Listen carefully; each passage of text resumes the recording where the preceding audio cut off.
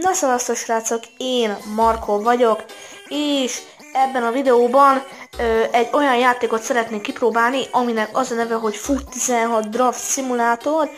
Ez igazából egy olyan játék, ami inkább a foci kedvelő nézőimnek ajánlott. Hogyha valaki ismeri a FIFA 16-ot, az már tudhatja, abban is van ilyen alkalmazás, hogy úgy mondjam. Na de hát szerintem kezdjük is el.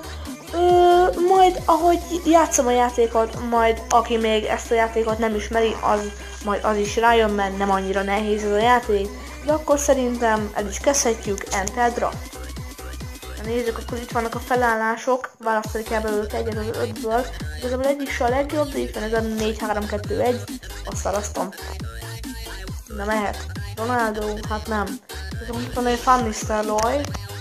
Szóval most itt eldöntetjük, hogy milyen csapatot szeretnénk kreálni. Csak egy kis segítségként mondom a nézőimnek, hogyha spanyol csapatot csináltuk, azzal sokkal könnyebben meg lesz a minél több összeértékelés a csapatnak. Hát figyeljetek, itt van egy Van Nistelrooy, de én most Modricot választom, mert Modric az elég ritkán dobálja be. Tudom Van Nistelrooyt is, de én most Modricot választom. Nézzük! Ajjajjaj, már most tudom, hogy rosszat választottam. De mindegy, akkor egy Ferrari jöhet ide. Léci, legalább. Bruno. Na!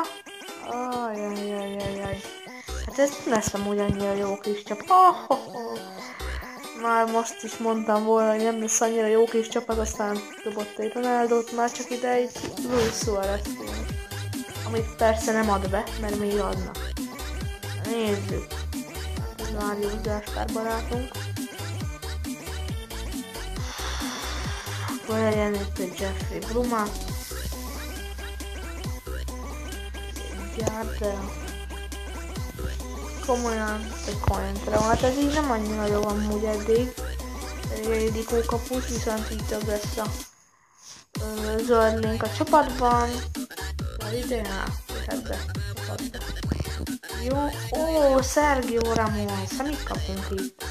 Nagyon szép eddig legalább. Most itt van Juan, de én most Luis-t választom. Szerintem sokkal jobb. Na, nem is olyan rossz, hogy eddig azt kell, hogy mondjam. Hát, nehéz kérdés. Már mondjuk egyik se jöttük meg a csapatunkba. Akkor Oscar. Jöjjön ide Oscar barátunk.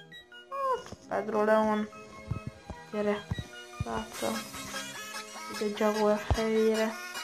Már csak egy rossz játékos kerül, ugye már csak egy rossz játékos van a csapatunkba, amit nem ezzel fogunk kipótolni, hogy az a Marco Verratti.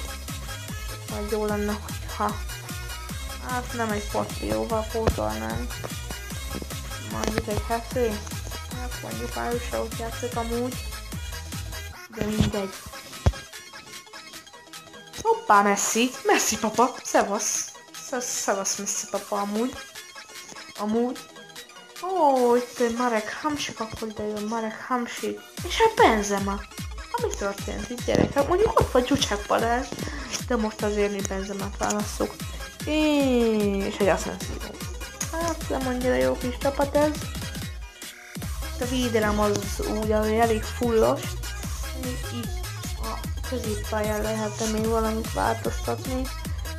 És állítólag,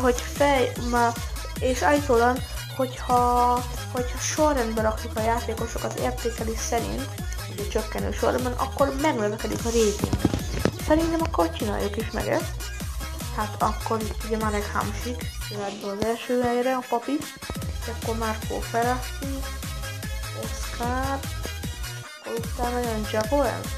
Igen. Akkor Icardi, Gyárdel, és akkor Pedro Leon Gyárdel után. Még nem tudom, hogy kell kimondani a nevét. Asensio Rico helyére. Jó, esély, gyerekek, 2 ment fel. Nem olyan rossz az. Válasszunk egy menedzsert. Nézzük.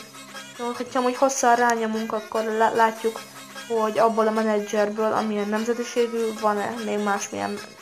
Van-e a játékosok közül is olyan nemzetiségű játékosunk? ugye ezt már néztük, egy, kettő ugyanúgy, egy sincsen. Na, hát akkor szerintem ennyi lett volna ez a kis videó. Hogyha tetszett, akkor dobjatok le egy lájkot, iratkozzatok fel, kommenteljetek. Én Markó voltam. Sziasztok! Hello!